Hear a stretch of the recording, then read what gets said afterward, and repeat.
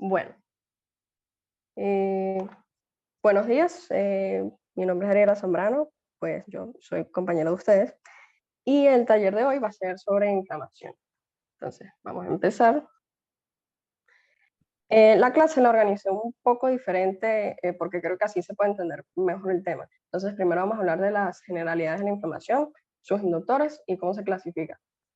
Después vamos a hablar de la respuesta inflamatoria aguda, entre eso sus fases, cómo ocurre el reconocimiento de antígeno, cómo participa la inmunidad innata y cómo todo eso entonces desarrolla una respuesta localizada. Después eso cómo lleva a una respuesta sistémica y al final cómo se va a ver involucrada la inmunidad adaptativa. Después vamos a hablar sobre la respuesta inflamatoria crónica y al final dejé unos tips de redacción para este tipo de temas y vamos a repasar la pregunta del quiz y bueno, tratar de responderlo. Entonces, ¿qué es la inflamación?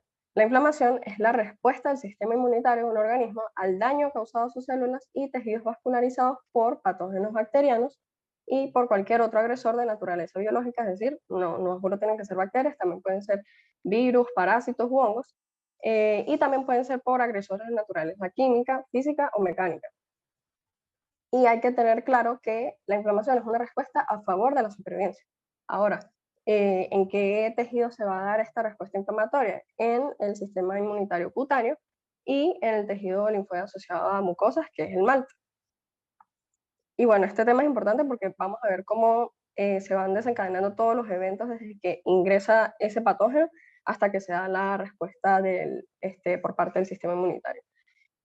La inflamación se caracteriza por unos síntomas cardinales, que es la tetra de Celso, que incluye dolor, calor, rubor, que es enrojecimiento, y tumor, tumefacción. Y más adelante vamos a ver cómo, o sea, cuál es la respuesta en el organismo, o sea, cuáles son los eventos que hace que se presenten estos síntomas. Y además, como lo comentaron ya en talleres anteriores, también se le agrega el signo de Virchow, que es la impotencia funcional o pérdida de la función. Ahora, la respuesta inflamatoria puede ser desencadenada por diferentes agentes. Entonces tenemos, por ejemplo, en este esquema que lo resume bastante bien, se puede dar por infecciones, por una lesión tisular o incluso por el estrés celular. Ahora, ¿para qué sea la respuesta inflamatoria? Para defender al organismo contra la infección, para poder reparar ese tejido lesionado o para que la célula o las células se puedan adaptar a la situación estresante pues, en ese momento y para que éstas puedan volver a su estado homeostático. Pero, como todo proceso, esto debe estar regulado. Si esto no pasa, se puede ocasionar daños al organismo. Y, por ejemplo, en el caso en que esto no se dé, se pueden desencadenar enfermedades autoinmunitarias, lesión inflamatoria tisular, sepsis, el SIRS, que es el síndrome, perdón, que es el síndrome de respuesta inflamatoria sistémica. También tenemos fibrosis, puede haber metaplasia, formación de tumores, la respuesta a proteínas desplegadas, que es el UPR, y enfermedades autoinflamatorias. Ahora, sobre los inductores. Tenemos inductores que pueden ser exógenos o endógenos. Entre los exógenos tenemos los microbianos y los no microbianos. Entre los microbianos tenemos los PAMs, que ya sabemos que pueden estar tanto en bacterias, virus, hongos, parásitos. También tenemos factores de virulencia. Entre los no microbianos tenemos alérgenos, cuerpos extraños, compuestos tóxicos y la hipoperfusión. Y dentro de los endógenos tenemos diferentes derivados, celulares como macromoléculas o moléculas preinflamatorias, tisulares como los cristales, por ejemplo los cristales de urato monosódico, derivados plasmáticos, por ejemplo el factor 12 de la coagulación o factor de Hagemann, que vamos a ver que es importante en el inicio de la inflamación, y también derivados de la matriz extracelular, como bueno, diferentes productos de degradación. Ahora, todos estos inductores van a ser captados por unos sensores o unos receptores y estos van a generar señales intracelulares que desencadenan la liberación de ciertos mediadores por parte de células infectoras. Entonces aquí en este cuadro en la parte inferior tenemos unos ejemplos. Por ejemplo, los lipopolisacáridos bacterianos van a ser captados por los receptores tipo TOL4 y estos van a desencadenar la producción de TNF-alfa, que es factor en necrosis tumoral alfa, interleuquina 6 y prostaglandina E2. Ahora, ¿quiénes van a liberar estas citoquinas?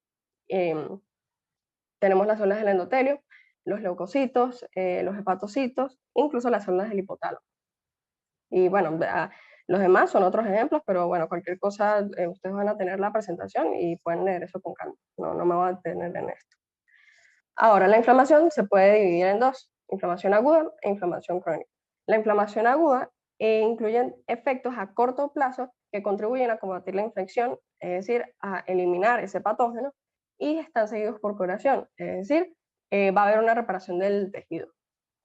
Y, por ejemplo, tenemos un clásico ejemplo de una respuesta inflamatoria aguda, es aquella que se da ante un daño tisular local. Y la inflamación crónica va a tener efectos a largo plazo y se da cuando hay una infección no resuelta. Y lo importante de esto es que puede contribuir a enfermedades como artritis, enfermedad inflamatoria intestinal, enfermedades cardiovasculares y la diabetes tipo 2. Y esto lo voy a explicar al final. Pero, o sea, realmente lo que quiero que se lleven de la inflamación crónica es que está asociada a patologías. Ahora vamos a empezar con la respuesta inflamatoria aguda. En esto es lo que me voy a basar más que todo en el taller. Y creo que la mejor forma para entenderlo es primero ver el proceso en general, tener una idea y ya después irnos poco a poco con los detalles. Entonces, con esta imagen vamos a dar una introducción de cómo se da esa respuesta inflamatoria aguda. Tenemos una herida y por esta herida van a entrar los patógenos, que en este caso en la imagen son bacterias. En ese punto se van a activar diversos mecanismos de la inmunidad innata, que incluye a células residentes, por ejemplo, células dendríticas, macrófagos, mastocitos, y también hay que tener en cuenta, y no podemos olvidar, que hay otras células locales, como los queratinocitos, salud, como los queratinocitos y el endotelio, que van a liberar diferentes factores vasoactivos y quimiotácticos. Entonces, ¿eso a qué lleva? A que pueda darse la vasodilatación. Y la vasodilatación es muy importante en el proceso inflamatorio, porque es gracias a ella que se va a poder iniciar como tal la respuesta. Entonces, a través de la vasodilatación, todos los leucocitos pues, pueden llegar al sitio donde está la infección y estos van a extravasarse, es decir, van a salir del vaso sanguíneo para entrar al sitio donde está ocurriendo la infección. Y una vez que hacen esto, ya van a reconocer por los PAMS al patógeno que, que acaba de entrar en esa herida y lo van a combatir para eliminarlo y también van a promover la reparación del tejido. Entonces, bueno, ya como tenemos una idea del tema, ahora sí vamos a empezar con los detalles. Primero vamos a hablar sobre las fases, después el reconocimiento del antígeno, después vamos a ver cómo está involucrada el sistema inmunitario innato, después cómo todo esto va a desencadenar la respuesta inflamatoria aguda localizada, después eso, cómo lleva a una respuesta inflamatoria aguda sistémica y después la participación de la inmunidad adaptativa.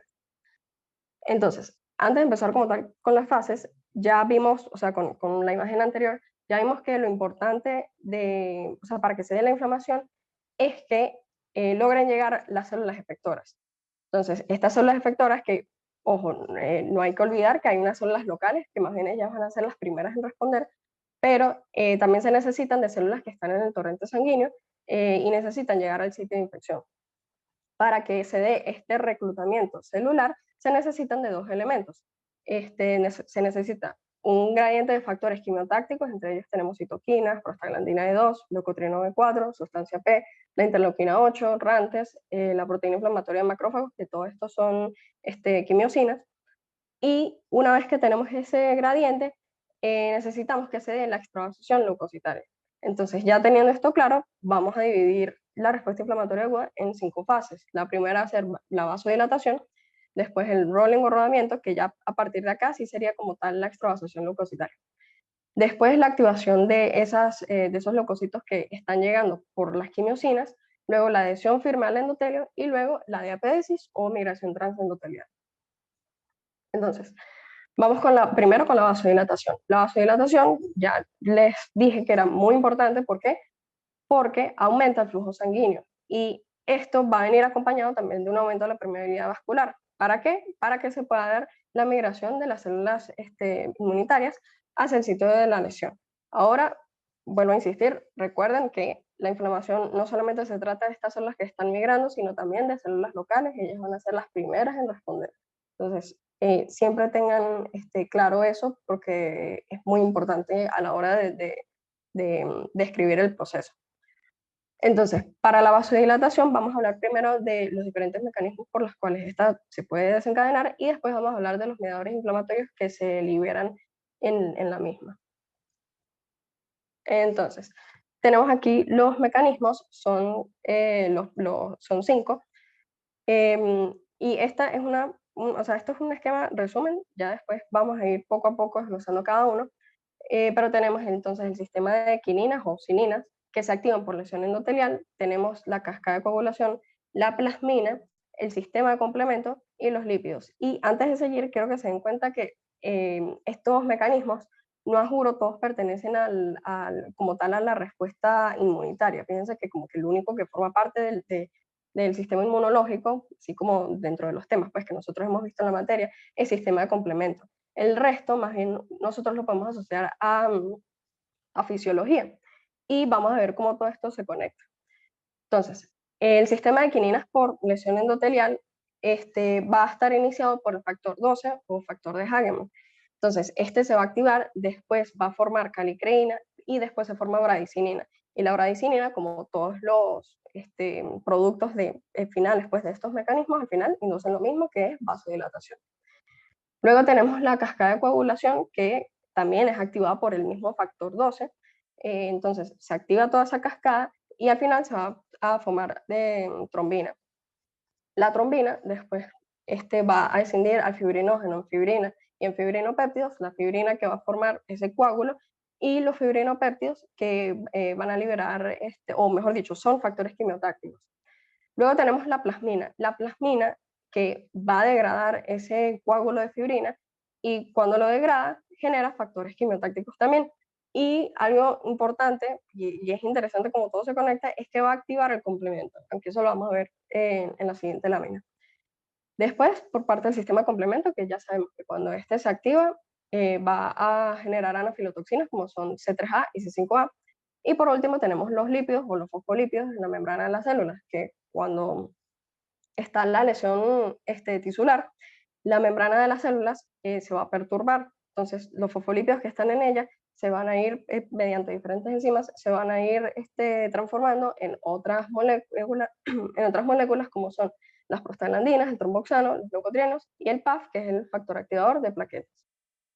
Entonces, vamos a empezar a describir los tres primeros mecanismos y se pueden resumir en estos esquemas. Aquí tenemos la lesión endotelial, esto va a activar el factor de Hagemann o factor 12, es lo mismo. Por una parte, ese factor 12 va a transformar la precalicreína en calicreína y después la calicreína va a pasar el cininógeno en bradicinina y la bradicinina aumenta la permeabilidad vascular, vasodilata, también induce dolor y la contracción del músculo liso. Luego con ese mismo factor 2 activado se va a dar la cascada de coagulación, se forma la trombina, después la trombina escinde el fibrinógeno en fibrina y fibrinopéptidos, los fibrinopéptidos como ya les comenté que son quimiotácticos y la fibrina que va a formar el coágulo se va a servir como una barrera física al momento que está la herida para evitar que entren más patógenos. Y además tenemos a la plasmina como ya les dije, va a degradar ese coágulo de fibrina, genera factores quimiotácticos también que van a aumentar la permeabilidad vascular. Y ahora vamos con lo interesante. La plasmina también puede activar el complemento. Ahora, ¿cómo lo hace? Cuando estaba revisando los libros, en el QI de la 7ª edición, en la parte de complemento, dice que la plasmina va a activar a una procinina. Esa procinina es el componente C2b de la vía clásica del complemento. Entonces, una vez que activa a esa procinina y la convierte en una cinina, que sería la cinina C2, esta va a ser un péptido que estimula la vasodilatación. Ahora, en el QI, pero de la 6ª edición, comenta que va a activar el complemento de la vía clásica. Ahora, realmente esto busqué en los libros y no especificaba cómo, pero encontré este artículo que, bueno, si lo quieren leer, les puedo pasar el link. Encontré este artículo que trata sobre diferentes inmunopatologías y describen cómo se da la formación del angioedema, y justo tienen este esquema que está perfecto para resumir todo lo que acabamos de ver. Entonces, vemos cómo por un traumatismo se activa el factor 12, este factor 12 activado pasa a la precalicreína en calicreína, la calicreína pasa el cininógeno a bradicininina, la bradicininina que entonces ayuda a la formación del angioedema, y la misma calicreína, recordando aquí un poco de fisiología, la calicreína es uno de los activadores de la plasmina. O sea, ella va a pasar el plasminógeno en plasmina. Una vez que se activa esta plasmina, según este esquema, pareciera que la plasmina actúa, o sea, activa en la vía clásica como si fuese una inmunoglobulina, que recordemos que la vía clásica de complementos se activa entonces por inmunoglobulinas o anticuerpos. Entonces vemos cómo se desencadena toda la vía clásica, y uno de los productos de esta vía clásica era justo el C2b o C2-procinina. Y bueno, aquí en tal caso se puede conectar con lo que hizo un poco la séptima edición del CUBI, y al final todo esto termina formando el angioedema. Entonces, bueno, esto es para que sepan entonces de dónde viene eso y bueno, la explicación. Pero aquí lo importante es que entiendan los mecanismos y, o sea, tengan una idea de eso, porque a la hora de responder deben ser muy puntuales. Bueno, siguiendo con los mecanismos, ahora tenemos dentro del sistema de complementos que se forman las anafilotoxinas. Traje aquí esta imagen de la clase de complementos para recordar las funciones de C5A, y la que, o sea, en este punto en particular nos interesa es la degranulación de los mastocitos. Cuando los mastocitos se degranulan, van a liberar diferentes sustancias como histamina, factor activador de plaquetas, proteoglicanos, eicosanoides, y todo eso ¿a qué ayuda? A la contracción del músculo liso y aumentar la permeabilidad vascular. Y bueno, otras funciones también que hacen las anafilotoxinas es la adhesión, la quimiotaxis y la activación de los neutrófilos, e igualmente la activación de los monocitos. Y bueno, esta imagen es para que vean cómo son las diferentes vías en las cuales los fosfolípidos de membrana, una vez que se perturba la misma de estas ante una lesión tisular, cómo estas se van transformando en otros productos. Entonces, mediante la fosfolipasa se puede formar ácido araquidónico. Ese ácido araquidónico puede ir por vía de la ciclooxigenasa para formar tromboxano y prostaglandinas, o puede irse por la vía de la lipoxigenasa para formar leucotrienos.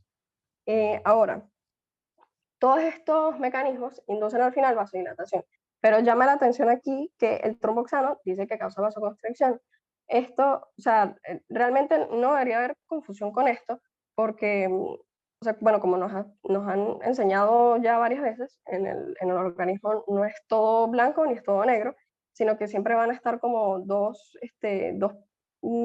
contrapartes activadas. El tema está en cuál es la que está predominando. Y en este caso, como ya hemos visto, lo que está predominando es la vasodilatación.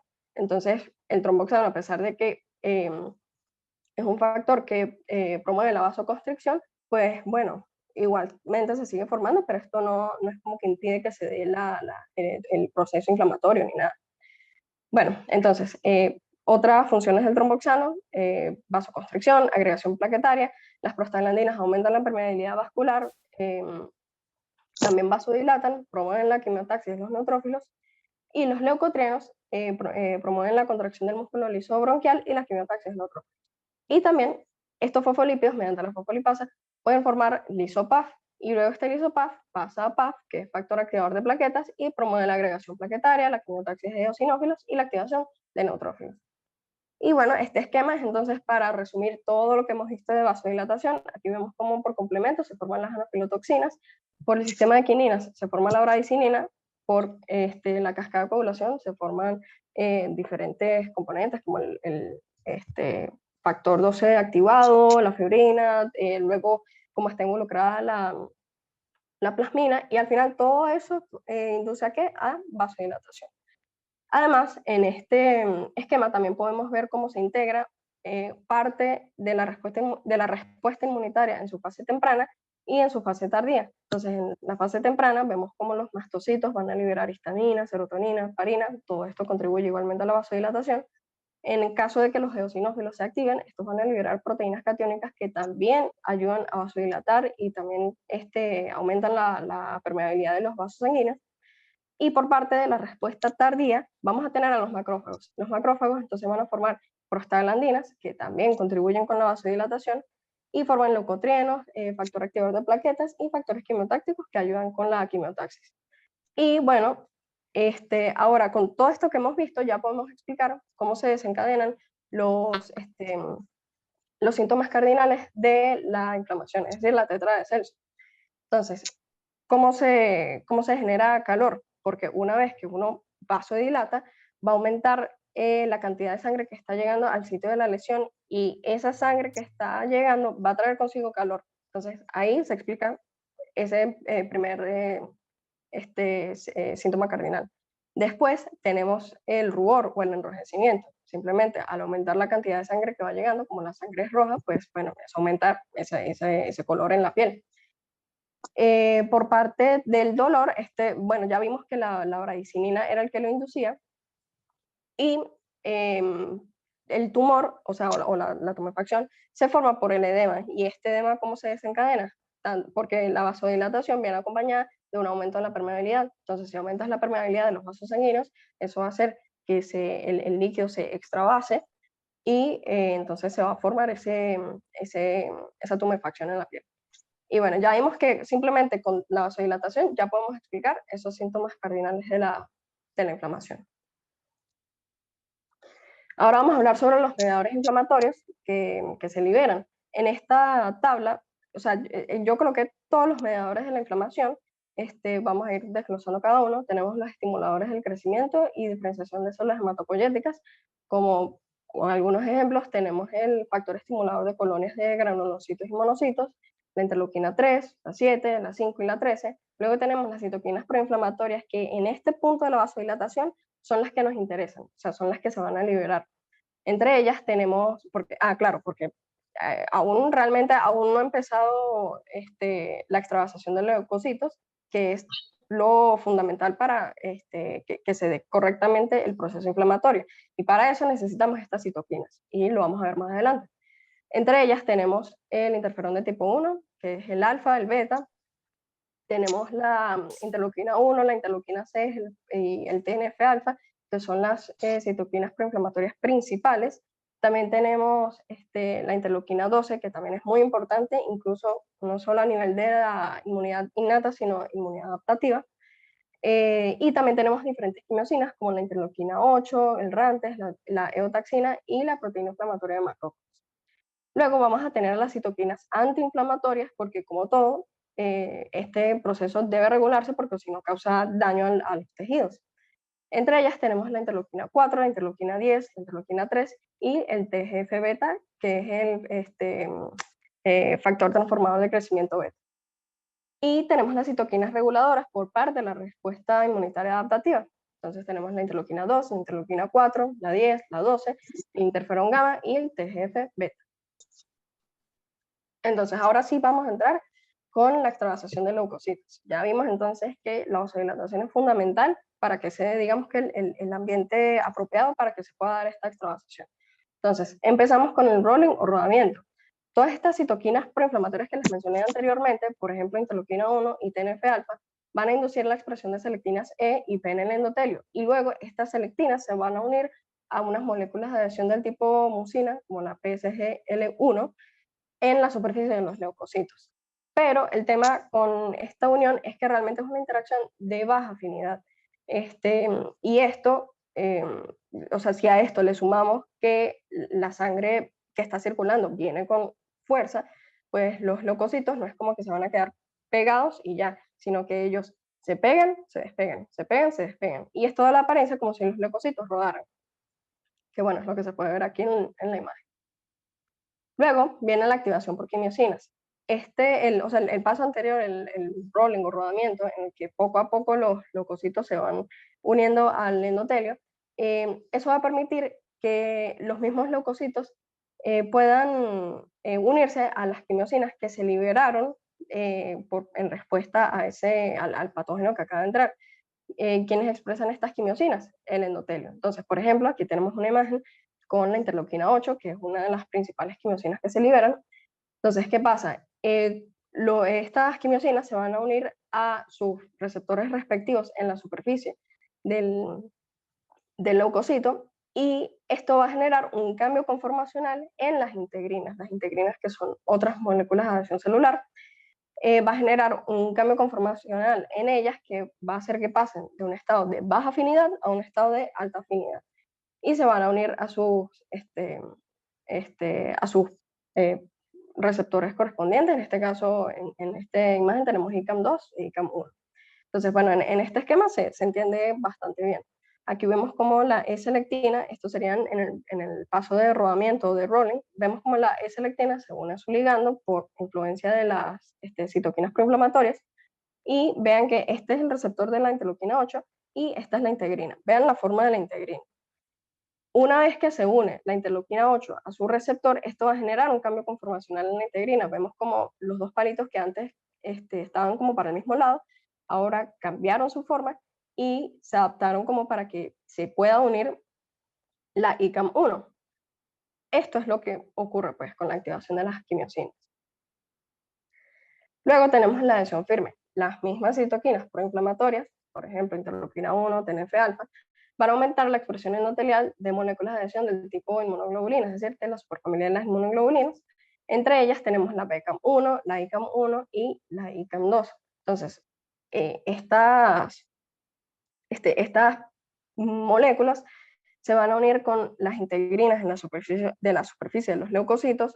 Va a ser una unión, digamos, de alta afinidad, y esto va a hacer que se dé la unión firme del leucocito con el endotelio. Y además se va a dar la reorganización del citoesqueleto de ambas células, es decir, del leucocito y del endotelio. Ahora, ¿por qué se tiene que reorganizar el citoesqueleto? Porque el siguiente paso sería la diapédesis. Para la diapédesis o migración transendotelial, los leucocitos tienen que como retorcerse para poder pasar entre esas dos células del endotelio. Ahora, ¿esto cómo lo hacen? Tanto leucocitos como el endotelio van a tener unas moléculas que se llaman PCAM1. Entonces, cuando se interacciona la PCAM1 del leucocito con la PCAM1 del endotelio, es que van a poder pasar los leucocitos a través del endotelio. Pero esto todo va a ocurrir sin alterar la integridad de la barrera endotelial. O sea, momentáneamente va a haber una ruptura de esas proteínas de unión adherentes entre las células endoteliales, pero esto al final no altera la integridad. Entonces, una vez que vemos aquí en los esquemas que ya el leucocito pasa, el leucocito va a seguir un gradiente de quimioatrayentes que pues lo terminan dirigiendo al sitio exacto de la infección. Ahora, ya terminamos de ver todo lo que es la extravasación de los leucocitos, pero esto no es como que todos los leucocitos que están en el torrente sanguíneo van a entrar de una. No, eso tiene un orden. Las primeras células, y esto es clave, grábenselo, las primeras células en llegar a un sitio de infección siempre son los neutrófilos. Los neutrófilos son los primeros que van a combatir esta infección. ¿Y esto cómo lo podemos demostrar en estos gráficos? La S-lectina es una de las moléculas de adhesión celular importantes en esta extravasación de los neutrófilos. Entonces aquí vemos cómo si aumenta la expresión, eso quiere decir, o sea, eso es un reflejo de que los neutrófilos son los que se están extravasando en ese momento. Luego, a partir de las 6 horas más o menos, empieza a aumentar la expresión de ICAM1. ICAM1 es otra molécula de adhesión celular que se asocia en este caso con la llegada de los monocitos. Los monocitos son las segundas células en llegar al sitio de infección, y pendientes en cómo escriben esto en los exámenes, cuando estas células están en el torrente sanguíneo son monocitos, no son macrófagos, sino que ya cuando ingresan al tejido, ahí sí se van a diferenciar en macrófagos. Entonces, cuando hablen de esto, es monocitos. Cuando están en el tejido, ya son macrófagos. Y bueno, claro, estas células, al ser las segundas que llegan, van a tener una acción más potente. Y en caso de que la infección no sea resuelta con solamente la inmunidad innata, va a actuar la inmunidad adaptativa. Van a llegar los linfocitos T y esto se asocia con el aumento de la expresión de BCAM1 en la superficie del endotelio. Ahora, ya los leucocitos llegaron al sitio de la infección. Ahora, ¿qué pasa? Esos leucocitos que son de la inmunidad innata tienen unos receptores en la superficie de su célula. Por ejemplo, tenemos los PRR, que son los receptores de reconocimiento de patrones. Tenemos, por ejemplo, los receptores tipo TOL, los receptores de lectina tipo C y los receptores scavenger, que son los receptores basura. También tenemos otros receptores, por ejemplo, receptores para complementos, receptores de citoquinas, de quimiosinas y receptores para fragmentos FC de las inmunoglobulinas. Entonces, ¿qué es lo importante? Una vez que esos receptores reconocen los PAMs del patógeno que haya entrado, eso va a desencadenar señales intracelulares para que se secreten diversas citoquinas. Y esas citoquinas son las que van a activar a células que están, o sea, en los alrededores, pues en el sitio de la lesión, y entre ellas tenemos a los macrófagos, a las células NK y a las células dendríticas. Entonces aquí, bueno, les traje esta tabla con las principales citoquinas implicadas en la inmunidad innata. Tenemos el TNF-alfa, la interleuquina 1, la interleuquina 6, que son las principales. También tenemos la interleuquina 12, que como les comenté es importante tanto para la inmunidad innata como para la adaptativa. Tenemos el interferón de tipo 1, que incluye el interferón alfa y beta, y las quimosinas. No me voy a detener en las funciones de cada una de las citoquinas, pero sí quiero que vean entonces lo importante de la acción del macrófago. El macrófago se va a activar, va a aumentar sus mecanismos microbicidas, o sea, por ejemplo, va a aumentar su actividad de fagocitosis, también va a producir citoquinas y quimiosinas, y todo esto va a repercutir en el tejido que tiene alrededor. Por ejemplo, a nivel de endotelio, va a incrementar la permeabilidad y va a incrementar también la expresión de moléculas de adhesión, va a desgranular los mastocitos y entonces se van a liberar histaminas, leucotrienos, citoquinas, quimosinas, va a activar a los neutrófilos, también va a permitir la migración de las células dendríticas a órganos linfáticos secundarios, que esto es importante para la inmunidad adaptativa, esto lo vamos a tocar después, y también pueden activar a las células NK, aumentando su actividad citotóxica. Entonces, todo lo que hemos visto hasta ahora se puede resumir en esta imagen. Y esto es un esquema de una reacción inflamatoria aguda localizada. Entonces, para repasar ya todo lo que hemos visto, tenemos aquí la lesión tisular. En este caso, pues bueno, colocan que igual el patógeno son bacterias. Entonces, esta lesión tisular causa una lesión endotelial. Vemos que se liberan todos los mecanismos de vasodilatación, es decir, se produce bradicinina, fibrina, fibrinopéptidos, la plasmina que después va a degradar esa fibrina. Todo esto permite que se dé la vasodilatación. También, por otra parte, tenemos que se va a activar el complemento. Se van a liberar anafilotoxinas. Estas anafilotoxinas degranulan a los mastocitos, producen histamina, o bueno, liberan histamina, prostaglandinas, leucotrienos. Todo esto ayuda igualmente a la vasodilatación. Luego tenemos que por la misma activación del complemento, puede ser por vía alterna o por vía clásica, en caso de que se trate de un patógeno al que ya el organismo se haya enfrentado anteriormente, y para eso tiene ya anticuerpos formados. Igualmente se van a producir las anafilotoxinas y van a generar lo mismo, pues vasodilatación, quimiotaxis. Y también tenemos que los macrófagos van a fagocitar, en este caso son bacterias, van a fagocitar las bacterias y van a liberar quimiosinas, van a liberar igualmente prostaglandinas, leucotrienos y citoquinas proinflamatorias, siendo estas las tres principales, IL-1, IL-6 y TNF-alfa.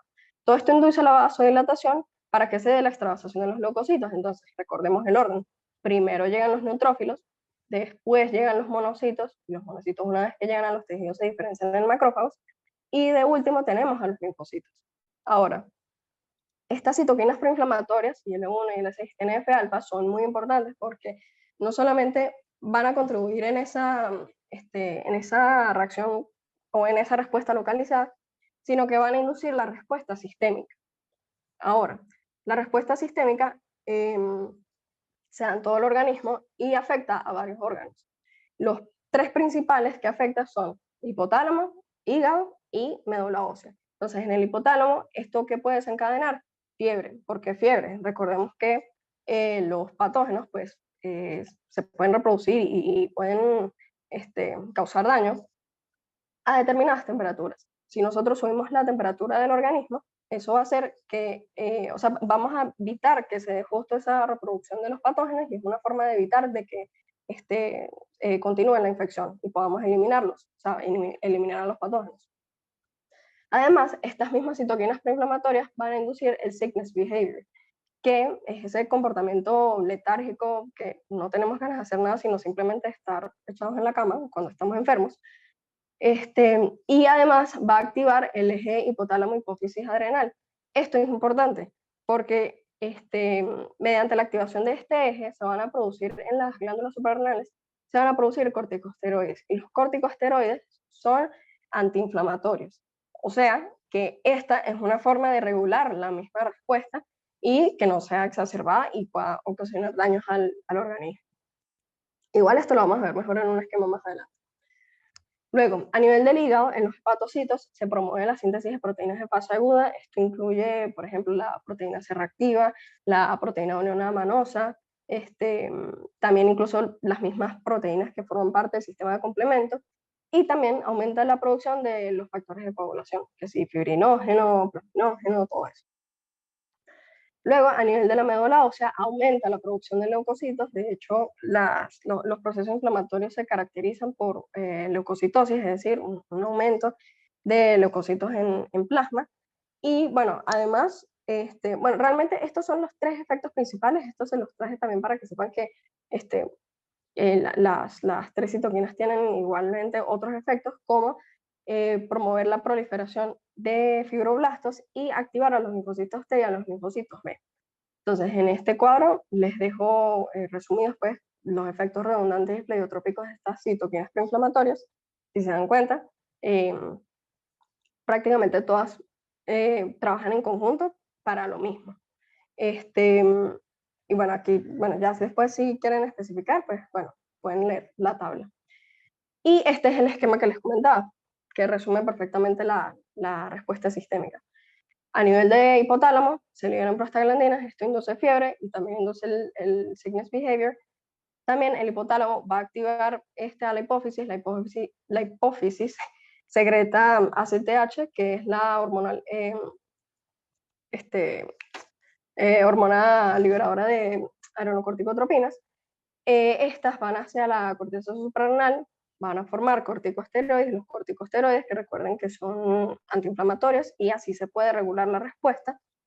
A nivel del hígado, va a activar la síntesis de proteínas de fase aguda como la proteína C reactiva, la amiloide acérico, bueno, aquí tenemos también el pirinógeno que sería parte de la cascada de coagulación. También tenemos la proteína fijadora de manosa y los componentes del complemento. Y a nivel de la médula ósea, pues, bueno, van a aumentar los factores estimuladores de colonia y esto induce entonces a un aumento en la producción de leucocitos. Ahora, ya para casi terminar con la inmunidad, perdón, con la reacción inflamatoria aguda. En caso de que con esta respuesta inflamatoria no se haya podido eliminar el patógeno, va a actuar la inmunidad adaptativa. Entonces, esto simplemente lo que quiero que vean es cómo la inflamación va a actuar como un puente entre la inmunidad innata y la inmunidad adaptativa. Entonces, primero tenemos la lesión, actúa la inmunidad innata, después viene la inflamación y suponiendo que es una lesión en la piel, se van a activar las células dendríticas locales, que serían las células de Langerhans. Esas células de Langerhans toman o sea, captan el antígeno, lo procesan y después van a migrar hasta el ganglio linfático regional más cercano y se lo van a presentar a un linfocito T específico para ese antígeno.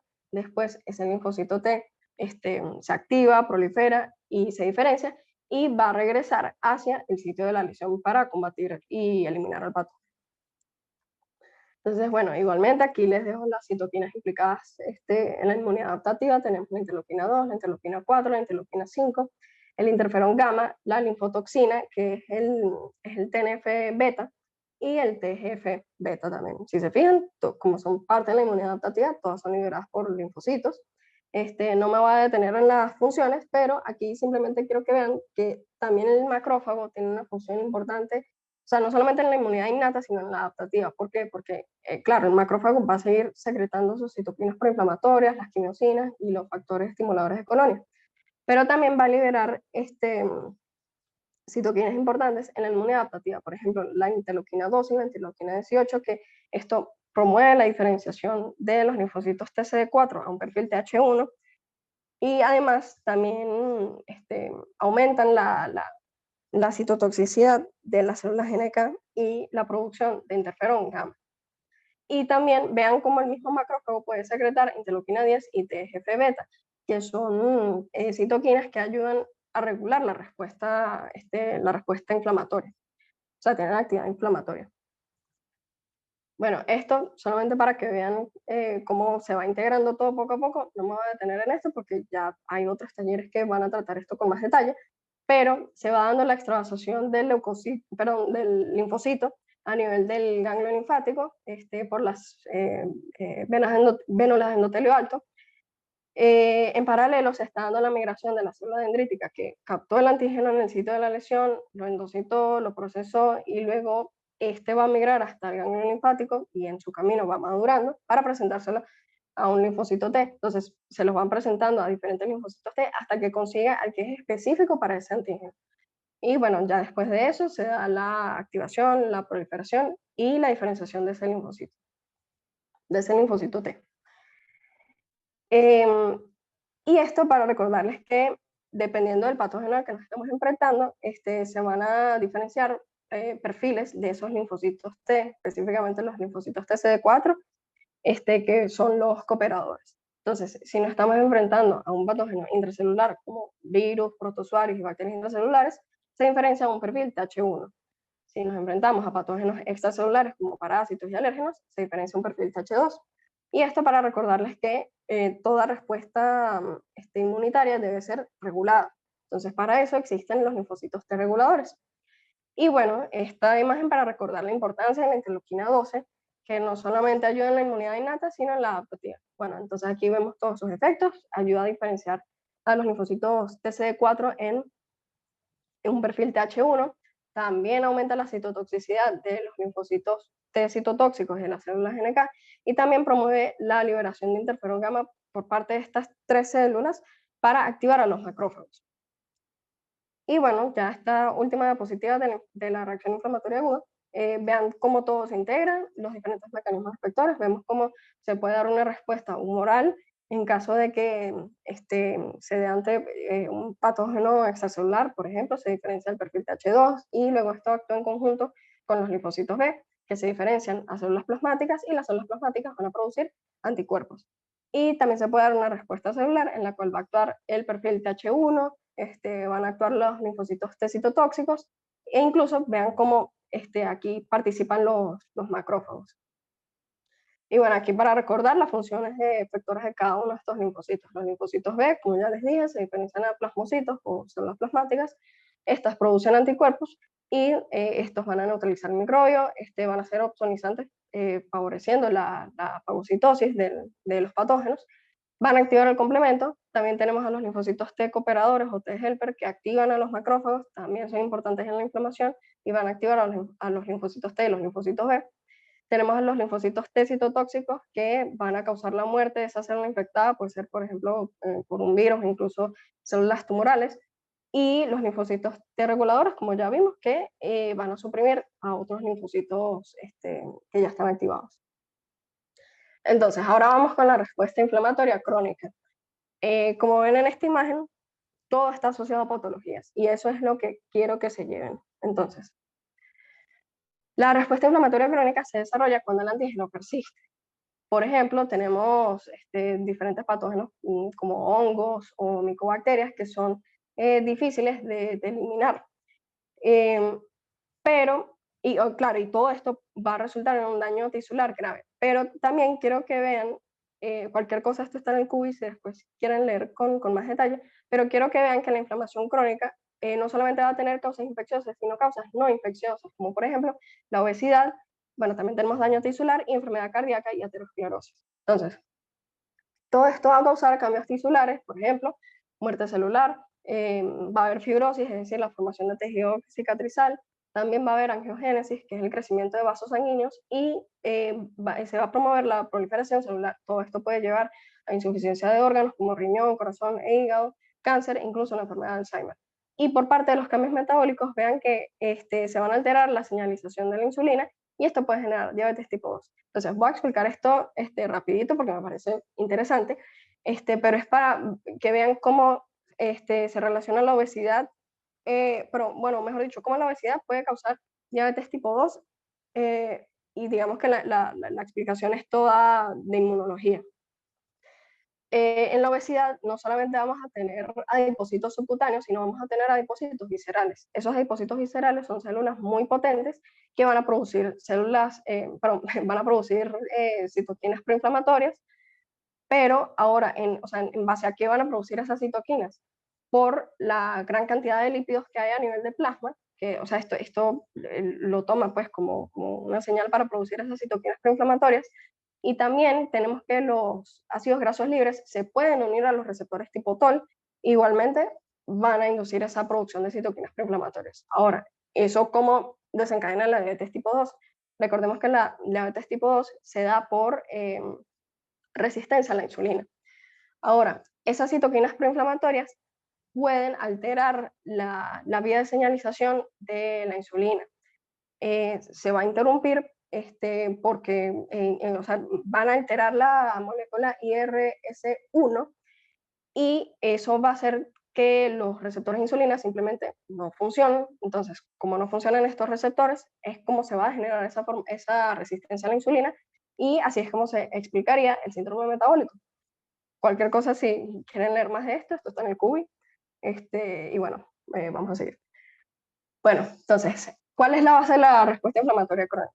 Es la acumulación y la activación de macrófagos. Ahora, estos macrófagos que están activados van a liberar de forma crónica factores que promueven la proliferación de fibroblastos y colágeno. Y todo esto lleva a fibrosis, es decir, la formación de tejido cicatrizal y la formación de granulomas. Ahora, esto se va a ver mejor en la hipersensibilidad tipo 4, pero para recordar que son los granulomas, son unas masas de tipo tumoral que están conformadas en el centro por macrófagos activados y en la periferia por linfocitos T activados, específicamente linfocitos TH1. ¿Y cuáles son las citoquinas importantes en la respuesta inflamatoria crónica? Tenemos el interferón gamma. El interferón gamma que va a estar producido por linfocitos TH1, por células NK y por linfocitos T citotóxicos. Entonces, entre los principales efectos que causa el interferón gamma va a ser la activación de los macrófagos, va a aumentar la expresión de las moléculas MHC clase 2, también, bueno, lo mismo para las células dendríticas, van a aumentar la actividad citotóxica de las células NK, van a estimular la diferenciación de esos linfocitos B para que se conviertan en plasmocitos y luego produzcan anticuerpos, y además va a disminuir la activación de los linfocitos TH2. Entonces, una vez que se activan esos macrófagos, los macrófagos van a producir TNF-alfa, y ese TNF-alfa va a ayudar a la emancipación tisular. E incluso ya cuando actúan ambas citoquinas al mismo tiempo, es decir, interferón gamma y TNF-alfa, esto va a aumentar la expresión de ICAM1 y de selectinas, que son, como ya vimos anteriormente, son moléculas de adhesión celular, y esto va a facilitar el reclutamiento de numerosas células. Y además va a aumentar la expresión de moléculas de MHC clase 1. Y ya esta última diapositiva es para mostrar cómo esa respuesta inflamatoria se asocia a patologías. Entonces aquí tenemos, por ejemplo, artritis reumatoide, tenemos aterosclerosis, colitis ulcerosa, tenemos la esclerosis múltiple también, gota, osteoartritis, psoriasis, en fin, numerosas patologías que se asocian a la respuesta inflamatoria crónica. Y es por esto que se debe evitar que una inflamación pues perdure en el tiempo. O sea, se debe hacer todo lo posible para evitar que esto se dé. Y bueno, ya terminamos con el tema como tal, pero antes de ya pasar a las preguntas y eso, quiero dejarles unos tips de redacción que sirven para este tipo de preguntas. Primero, hay que leer cuidadosamente lo que se está preguntando, entender qué es lo que está pidiendo el profesor y después responder lo que se está preguntando, porque muchas veces pasa que uno arranca a responder pero a mitad de camino te estás dando cuenta que te desviaste de lo que el profesor quería y ahí ya perdiste tiempo. Y en inmunología no puedes perder tiempo.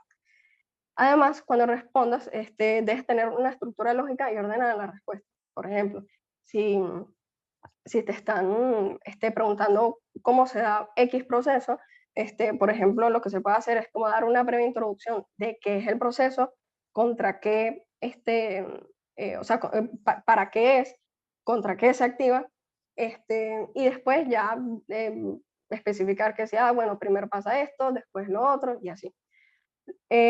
Otro tip es que hay que ser concisos y puntuales, porque muchas veces pasa que uno se puede inspirar explicando todo un proceso, pero al final, digamos que terminas teniendo una respuesta larguísima, pero que no terminas respondiendo lo que se te pidió. Y por eso hay que tratar de responder lo más importante, y eso me lleva al quinto tip, que es ir de lo general a lo específico, es decir, dar una idea general del tema, que esto ya viene un poco, bueno, ya lo expliqué con lo de la idea de dar una introducción y tal, y después precisar los detalles que son relevantes. Y bueno, para repasar la pregunta del quiz, esta era, decía, la respuesta inflamatoria aguda, como respuesta a una lesión tisular infectada, se desarrolla a nivel local y sistémico. Explica cuáles son los mecanismos fisiológicos e inmunológicos involucrados a estos niveles y sus consecuencias sobre la respuesta inmunitaria. Entonces, siguiendo los tips, o sea, lo primero que hay que hacer es leer bien la pregunta, identificar qué es lo que se está pidiendo. Primero, nos están pidiendo especificar a nivel local y sistémico, o sea, es decir, una respuesta inflamatoria aguda a nivel local y sistémico, entonces ahí ya uno puede ir ordenando la respuesta, puedes hacer como un apartado para la inflamación aguda a nivel local y otro apartado para el nivel sistémico. Y después dice cuáles son los mecanismos fisiológicos e inmunológicos involucrados en estos niveles y sus consecuencias. Entonces, a nivel local, ¿qué es lo que se puede hacer? Separas mecanismos fisiológicos y mecanismos inmunológicos. En este caso, ¿qué es lo que se podría responder? Mecanismos fisiológicos, por ejemplo, todos los que dijimos que desencadenan la vasodilatación. Es eso prácticamente.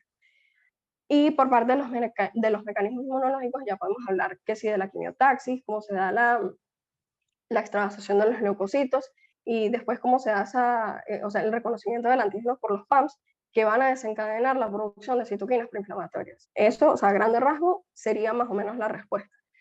Y a nivel de una inflamación aguda, a nivel sistémico, se podría dividir la respuesta en base a cómo afecta a los órganos, como vimos en la presentación. En hipotálamo hace tal, tal y tal cosa. En médula ósea hace tal cosa y perdón, en hígado hace tal cosa. Y así. Y bueno, gracias por su atención. Si tienen alguna pregunta o no sé, algo que no les haya quedado claro, me dicen.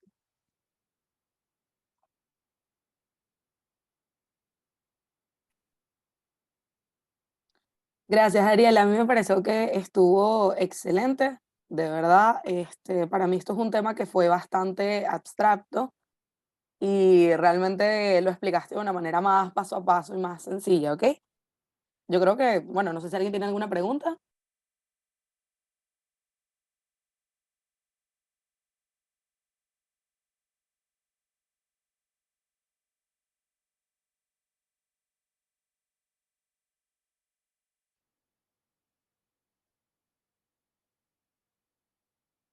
Bueno, recuerden que hoy son 3 seminarios, bueno, 3 talleres realmente.